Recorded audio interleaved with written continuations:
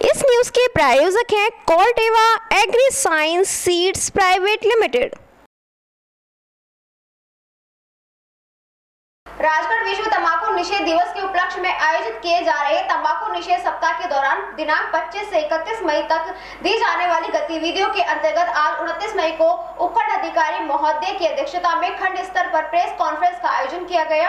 Press conference के माध्यम से उपखंड अधिकारी महोदय के द्वारा बीड़ी, सिगरेट व अन्य तंबाकू उत्पादों का प्रयोग कर नशा करने वाले लोगों को जागरूक करने एवं इसकी प्रभावी रोकथाम कोटपा एक्ट 2003 अधिनियम के तहत चालान एवं अन्य कानूनों के बारे में सभी को विस्तृत जानकारी दी गई। इसके अलावा खंड मुख्य चिकित्सा अधिकारी राजगढ़ के द्वारा अलग अलग धाराओं के अंतर्गत दी जाने वाली चालान की कार्रवाई के बारे में अवगत कराया गया कि धारा 4 के अंतर्गत जितने भी सार्वजनिक स्थल है वहां पर कोई धूम्रपान करता पाया जाता है तो अधिकतम 200 रुपए का चालान काटने की कार्रवाई की जा सकती है। धारा 6(ब) के अंतर्गत शैक्षणिक संस्थान के आसपास 100 गज के दायरे में धूम्रपान बिक्री निषेध व 6(a) के अंतर्गत वह स्थान जहां सिगरेट व तंबाकू उत्पाद की बिक्री की जाती है उन स्थानों पर मालिकों को प्रदर्शन बोर्ड लगाना होगा, साथ ही जिस पर चेतावनी लिखी हुई होनी चाहिए। इसके अलावा बताया गया है कि गत वर्ष ब्लॉक राजगढ़ में 1806 चालान अलग अलग विभागों के द्वारा काटे गए और इस वर्ष अप्रैल माह में 69 चालान काट के दिए गए। चिकित्सा अधिकारी प्रभारी सामुदायिक स्वास्थ्य केंद्र राजगढ़ के द्वारा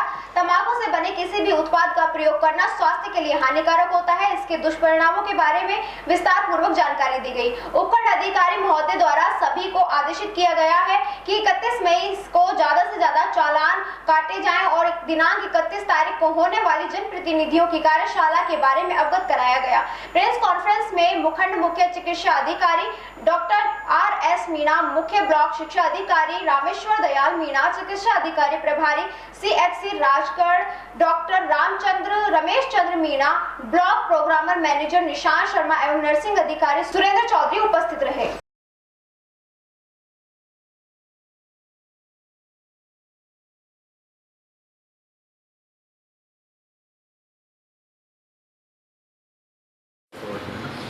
सम्माननीय SDM साहब, CDO साहब, डॉक्टर रमेश जी, पत्रकार बंधुओं, जैसा कि कोटपा अधिनियम के तहत जो है मैक्सिमम चालान सभी विभागों के द्वारा काटे जाने हैं, इसमें जो है कोई भी सार्वजनिक स्थान पर धूम्रपान करता हुआ व्यक्ति मिलता है तो ये कानूनन अपराध है और इसमें धारा 4 के अंतर्गत उसका चालान 1 रुपये से लेके और 200 रुपये तक का किया जा सकता है।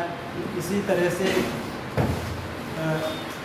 किसी भी संस्थान के अंदर जो है धूम्रपान रहित संस्थान होना चाहिए।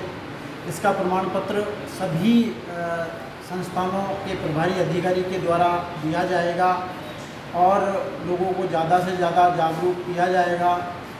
स्कूल और स्कूल के आसपास क्षेत्र में जो है धूम्रपान निषेध क्षेत्र है, वहाँ पर धूम्रपान नहीं होना चाहिए। अगर कोई व्यक्ति धूम्रपान करता हुआ मिलता है तो उसका चालान होना ज़रूरी है।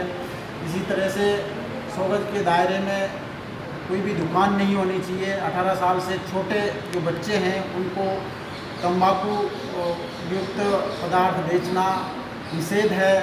तो इस तरह का कोई भी व्यक्ति दुकानदार अगर तंबाकू उत्पाद छोटे बच्चों को बेचता हुआ पाया जाता है तो धारा 6 के तहत उसका चालान किया जाता है। इसी तरह से इसका दुकानदार को लाइसेंस लेना अनिवार्य है और सभी दुकानदारों को एक बोर्ड बाहर लगाना होता है जिसमें 18 साल से छोटे बच्चों को तंबाकू उत्पाद बेचना कानूनी जुर्म है। इसका बोर्ड लगाना चाहिए कि बच्चों को तंबाकू उत्पादन नहीं बेचा जाता है। इस तरह से सभी विभागों की जिम्मेदारी है कि कोटपा एक्ट जो बना है उसका जो है पालन किया जाए और कोई भी अगर इस नियम का उल्लंघन करता हुआ पाया जाता है तो उसका 200 रुपये तक का चालान किया जाना चाहिए। मार्च तक 1806 चालान हमारे ब्लॉक में किए जा चुके हैं और अप्रैल में भी 69 चालान हमारे ब्लॉक में सभी विभागों के द्वारा किए गए हैं। हर महीने की अंतिम जो तारीख है वो धूम्रपान निषेध डे होता है। इस पर तंबाकू उत्पाद बेचना कानूनी जुर्म है, तो कोई भी दुकानदार इस दिन जो है तंबाकू एवं तंबाकू से रिलेटेड जो प्रोडक्ट्स हैं भारतवर्ष में तकरीबन 10 लाख डेथ हो जाती है। उसमें मुख्यतः जो अपने हार्ट से संबंधित बीमारी है, कुछ लंग से संबंधित बीमारी हैं, तो ये सारी की सारी डेथ प्रिवेंटेबल डेथ्स हैं, जिनको कि अपन जो मतलब थोड़ा सा IEC के माध्यम से या जनचेतना के माध्यम से, एजुकेशन के माध्यम से इनको रोका जा सकता है। तंबाकू तो कई रूप में लोगों द्वारा जो उपयोग में लिया जाता है। तंबाकू को स्मोकिंग के रूप में भी प्रयोग किया जाता है, तंबाकू को जैसे चबाने के रूप में भी प्रयोग किया जाता है, परंतु दोनों तरह के जो तंबाकू में जो मेन जो घटक है वो निकोटीन है घटक। तो जैसे स्मोकिंग के रूप में जैसे काम में लेते हैं, तो सर्वप्रथम है जो लंग से संबंधित, क्योंकि डायरेक्ट स्मोक है जो लंग्स में जाता है, तो लंग से संबंधित जैसे क्रोनिक ऑब्स्ट्रक्टिव पल्मोनरी डिजीज, जिनको कि सांस की बीमारी कह देते हैं बोलचाल की भाषा में, क्रोनिक ब्रोंकाइटिस है, एम्फाइसीमा है, ब्रोंकिटिस है या अस्थमा है, इस तरह की बीमारी होती है। दूसरी तरह की जो बीमारी होती है लंग्स में ही होती है, खासतौर से जो लंग का जो कार्सिनोमा हो सकता है, इससे तंबाकू के लॉन्ग टर्म यदि किसी के द्वारा प्रयोग में की जाए तो। और अन्य जो हार्ट से संबंधित बीमारी है उसमें मुख्यतः आजकल थोड़ा सा कॉर्नरी आर्टरी डिजीज, जिसको हार्ट अटैक बोला जाता है, ये पहले तो बेसिकली शहरों की बीमारी थी। अब ये तंबाकू क्योंकि बहुत ज़्यादा प्रिवेलेंट है, रूरल के मतलब परिवेश में भी है जो, तो तंबाकू की वजह से गांव में भी इसकी वजह से बहुत सारी डेथ होने लगी है। तो इसके साथ साथ मैं कहना चाहूँगा कि दिमाग पर भी इसका असर होता है। तो जो पक्षाघात हम बोलते हैं कि जो स्ट्रोक बोलते हैं उसको, ये तंबाकू उसमें भी मेजर रिस्क फैक्टर है।